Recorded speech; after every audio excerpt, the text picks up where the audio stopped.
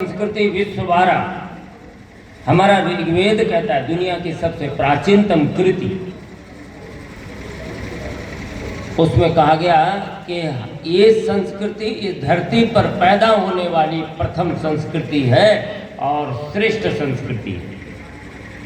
इससे पहले कोई संस्कृति नहीं, संस्कृत जीने की कला ही सिखाने वाली पद्धति ये है और इससे श्रेष्ठ कोई संस्कृति नहीं, वही सनातन संस्कृति है। वेदों पर आधारित है इसलिए वैदिक संस्कृति है। आध्यात्म इसका आत्मा महत्वपूर्ण केंद्र बिंदु है इसलिए आध्यात्म संस्कृति है। भारत में जन्मी है, भारत के हिमालय क्षेत्र से उद्भूत हुई है। जम्बूद्वीपे आर्यावर्ते भारतवर्षे पुण्य क्षेत्रे, ऐसे पावन धरा में जहाँ पर ये संस्कृत का उद्भव हुआ इसलिए भारतीय संस्कृति है। संपूर्ण विश्व के सारे सिद्धांतों को अपने अंदर समाहित करती है और सारे विश्व के मानवों की जीवन पद्धति का समर्थन करती है। दुनिया के जितने भी धर्म होंगे कहीं से निष्कासित हुए होंगे, कहीं से यहाँ यदि भारत में आए हैं तो उनका सम्मान हुआ है, वो यहीं पर फले फूले और विकसित भी हुए। ऐसी आत्मसात करने वाली विश्व की महानतम संस्कृति होने के कारण इसे विश्व संस्कृति भी कहा गया है। और इस पहले तो भारत ही कहा, जम्बूद्वीपे संपूर्ण ये धरती 7 द्वीपों में विभाजित हुई थी और ये किसने किया था? हमारे जैन धर्म के आदि देव और हमारे जिनको अवतार मानते हैं भगवान ऋषभ देव, उन्होंने उनके पुत्र प्रियव्रत ने इस धरती को 7 भागों में बांटा था। सप्तद्वीपा वसुंधरा कहलाती थी। 9 द्वीप 9 खंड हुए, इसके 9 वर्ष हुए। उस 9 वर्ष में जहाँ ऋषभ देव के पुत्र भरत जी रहे उसे भारतवर्ष कहा। और भारतवर्ष इतना पुण्य क्षेत्र रहा कि क्यों ऐसा था? क्योंकि हम ज्ञान की दृष्टि में जब विचार करते हैं तो हम विश्व गुरु थे।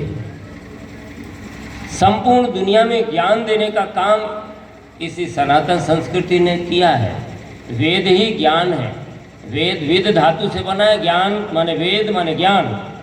तो ज्ञान की सबसे पहली कृति इस धरती पर सभी जानते हैं कि वेद है। और वेद का आविर्भाव काल वही है जो इस धरती का आविर्भाव काल है, इस सृष्टि का आविर्भाव काल है। और आप पंचांग में पढ़ते हैं इस वेदों का अथवा इस सृष्टि का आविर्भाव काल क्या है? 1 अरब 95 करोड़ 58 लाख और 2082। ये हमारा 85,85,082 है। इतना लंबा हमारा जीवन काल है, यही वेदों का काल है।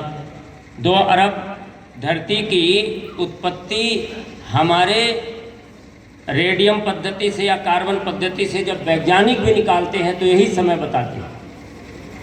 इतने पुराने समय से हैं। मनुस्मृति में और अन्य स्मृतियों में लिखा भी मिलता है कि भूतम भव्यम भविष्यं च, भूत भविष्य और वर्तमान का जो भी ज्ञान है सर्वान वेदान प्रसिद्धति, सब वेदों से ही आया है। दुनिया में दूसरे जगह से कोई ज्ञान नहीं आया। ज्ञान के क्षेत्र में हम इतने ऊंचे थे, दुनिया के लोग हमारे यहाँ पढ़ने आते थे। तक्षशिला नालंदा विश्वविद्यालय हमारे यहाँ था, विक्रमशिला विश्वविद्यालय इस धरती पर था। विश्वविद्यालय नाम ही यहीं से शुरू होता है। विश्व के लोग जहाँ पढ़ने आए उस विद्यालय का नाम विश्वविद्यालय, और ये केवल भारत में था। हम इतने पिछड़े कि हमारे बच्चे जब अमेरिका और इंग्लैंड से पढ़ के आते हैं तो हम गौरव का अनुभव करते हैं कि हमारा बच्चा इंग्लैंड से पढ़ गया है। दुनिया गौरव करती थी कि ये भारत से पढ़ गया है। ज्ञान के क्षेत्र में हम ऊंचे। और समृद्धि के क्षेत्र में हम सोने की चिड़िया थे। अरे कल्पना नहीं, इतिहास बताता है जब